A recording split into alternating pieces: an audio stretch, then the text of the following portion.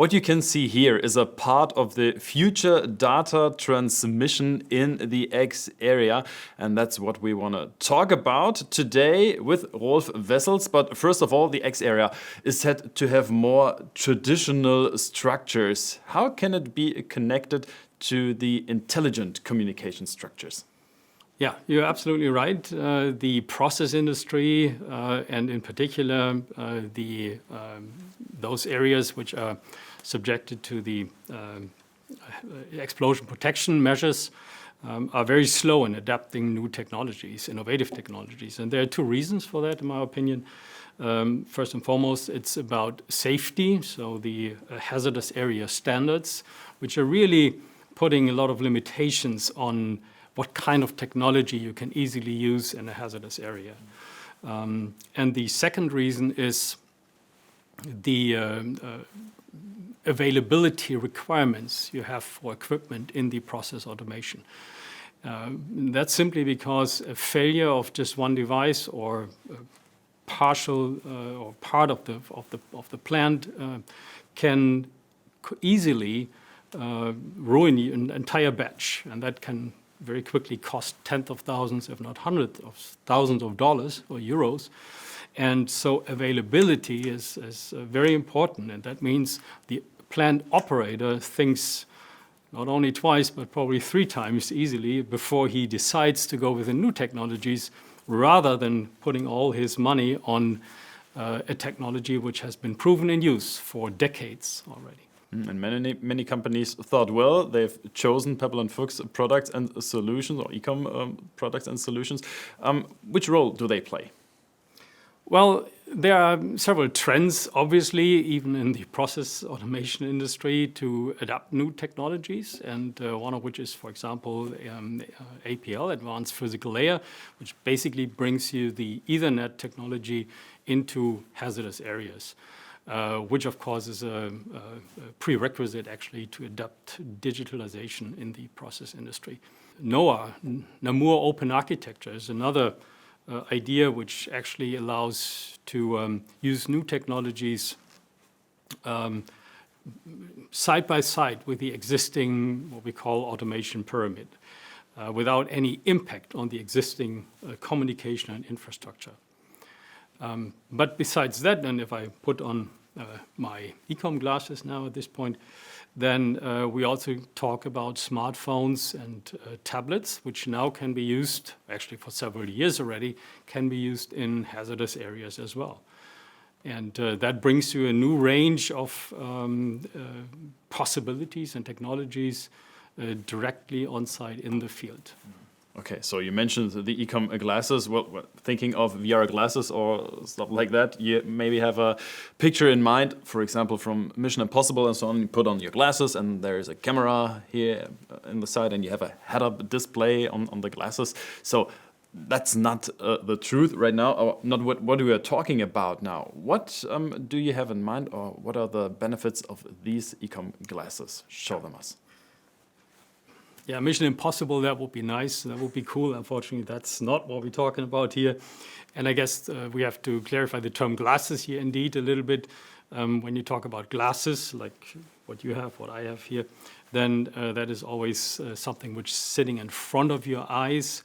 And that's not really what we do here. What we have is something like this, which you actually wear basically in front of your forehead, like this. It's mounted, for example, to a helmet, could be mounted to some headgear. And what you do here is you connect this as a peripheral device to an existing smartphone. Of course, the smartphone as well as these glasses are rated for hazardous areas. And these smart glasses are equipped with a multitude of sensors and interfaces, like 2 cameras here in front of the device, which actually transfer a picture, whatever you see, directly to your smartphone. Then there's another camera for primarily scanning applications, which has an actually real optical zoom. And you have 4 microphones, you have a touchpad here on the side, you have even a small speaker here in the back, so you can actually to get audio information directly next to your ear. And the almost most important part is this little display here, which you can actually move in front of your eye, or you move it out of the way if you don't need it for a certain amount of time. And then, of course, depending on the software which is running on your smartphone, you see different information on this display. How big is your trust in me? Big enough to give it to me? Absolutely. Because I know when you want to switch on the phone and maybe show how it works, sure. You need both hands for this. So, okay, here's the camera, that's the sensor. Okay, now I get it. So now we should see you, I guess. Yeah, well, you see parts of me, I guess. Parts of you, okay. What you see, you can actually see here on the phone. So. I see, okay, now I got it. Here's Roolf. Okay, so what are the benefits? How does it work, or which areas could it be used in? So a typical application is what we would call remote service. And that is, you have a local worker, mobile worker, how we like to call it, who's actually in the plant at a certain location trying to set up a device or to maintain or fix the device. And he, of course, wears today already a smartphone, yeah, but now he can actually connect these glasses. And that allows him in the, I would say, most simple application to be connected to an off-site expert via Microsoft Teams, via Zoom, via WebEx, whatever application you want to use. And the big advantage is that off-site expert is able now to see whatever this person in the plant sees. They can talk, communicate directly through the speaker microphones on these glasses.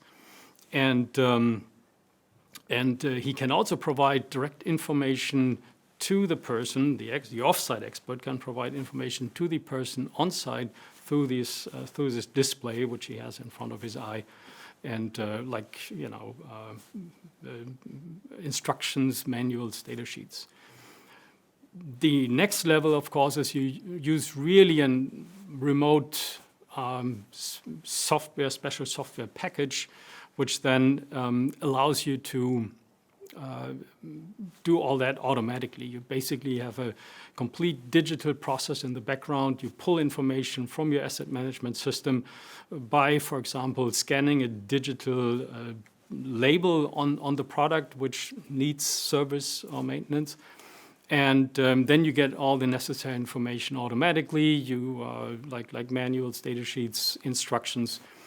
And also these glasses then, or the software in the background can guide you to the next task you have to do. It can log all the tasks you did and document those automatically. And by the way, all that with both hands free to actually focus on the work you have to do. So many possibilities for the mobile worker in a remote workspace. Is this workspace maybe already boosted by the COVID-19 times we have right now? Yeah, absolutely. It is absolutely boosted. We saw that over the last 1.5 to 2 years. My opinion is, or my experience is that actually the boost certainly happened also already on the software side. Maybe the hardware side, in particular when it comes to hazardous areas, is a little bit behind. And now with these, for example, this product, I think we are able now to really get the full power out of these applications, which are out there already and available and ready to use. And we can use them in the field, and that's what I would call smart service and maintenance. Very interesting insights we got today through you, or literally the glasses. Thanks a lot, Roolf Wessels, and thank you for your attention. My pleasure.